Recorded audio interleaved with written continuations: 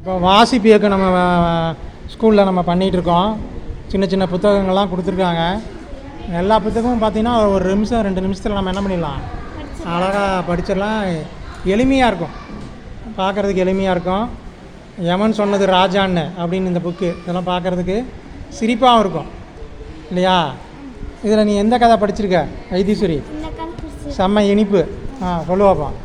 மேகம் கருத்தது, மின்னல் வெட்டியது, அம்மா எறும்பு கவலை, ஓடி வாங்க ஓடி வாங்க ஓடி வாங்க, மழை வருது போகலாம், அம்மா எறும்பு கத்தியது. எறும்பு கத்துது. ஆமாங்க சார்.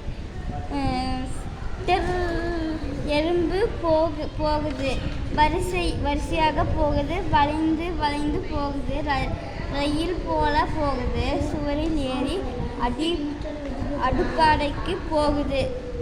ஜானு அடுப்படைக்கு போனான். வெளியே எட்டி பார்த்தால் யாரும் இல்லை. சின்ன டப்பாவை திறந்தாள். சீனி டப்பாவை திறந்தால் சீனி வாசம் பரவியது. எறும்புகள் தேடின. சீனி எங்கே இருக்கிறது? வேகமாக ஓடினான். சக்கரையை பார்த்து எறும்பு ஓடுது. ஜானு கரண்டி எடுத்தால் சீனியை அள்ளி வாயில் போட்டான். ஆஹா, செம இனிப்பு. ஜானு எட்டி பார்த்தால் யாரும் வரவில்லை. அடுத்து ஒரு கரண்டி சீனி வாயில் போட்டால் வாயில் எடுத்து போடுது. இந்த வாயில் எடுத்து சாப்பிடுது போடுறோம். ஆஹா, செம இனிப்பு. வேகமாக வாங்க, மழை வரப்போகுது. முதல் எறும்பு கத்தியது. டொர் டொர். ஜானு இன்னொரு கரண்டி சீனி அள்ளினான். வாயில் போட்டால் ஆஹா, செம இனிப்பு. வேகமாக வாங்க, மழை வரப்போகுது. டொர். எறும்பு ஓடி வந்தன. டொர். சீனி வாசம் பரவியது. அந்த சக்கரை வாசம் இருக்கு இல்லையா, அது பரவுது, கீழே விழுந்தனால பரவுது. ஜானு டப்பாவை மூடினாள். அட, கரண்டி எங்க? டப்பாக்குள் வைக்க மறந்து விட்டேன். 3 சீனி கட்டிகள் கரண்டியில் ஒட்டி இருந்தன. ஐயா, எறும்புகள் டான்ஸ் ஆடின. டிங்கு டிங்கா டிங்கு டிங்கா டிங்கு டிங்கா டிங்கு டிங்கா ஓ பாட டிங்கு டிங்கா டிங்கு டிங்கா டிங்கு டிங்கா டிங்கு டிங்கா ஓ அப்படின்னு டான்ஸ் ஆடுது. எது? எறும்பு. இங்கே பாரு, ஆடிட்டு இருக்கு பாரு. எல்லாம் எடுத்து அந்த அது பார்க்குறதுக்கு நம்மளுக்கு சின்னதாக தெரியும். எறும்புக்கு எப்படி இருக்கும்? பெருசாக இருக்கும், இது மாதிரி இருக்கும். ஒரு சீனி, அதை 3 எறும்புகள் உருட்டின. டக் டக் டக்.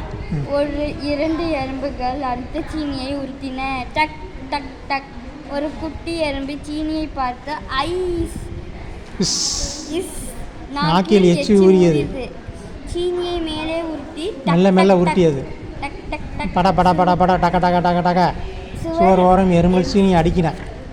மழை வரப்போகுது, சீக்கிரம் வாங்க, இங்கே தின்ன வேண்டாம் அம்மா எறும்பு சொன்னது. குட்டி எறும்பு சீனியை பார்த்து நாக்கில் எச்சி ஊறியது. மொறு மொறு மொறு. ஒரு கடி சீனியை கடித்தது. ஆஹா, செம இனிப்பு. சுவர் ஓரம் வரிசையாக சீனி கருக் மொர்க் என்று எறும்புகள் சீனியை கடித்தன. ஆஹா, செம இனிப்பு.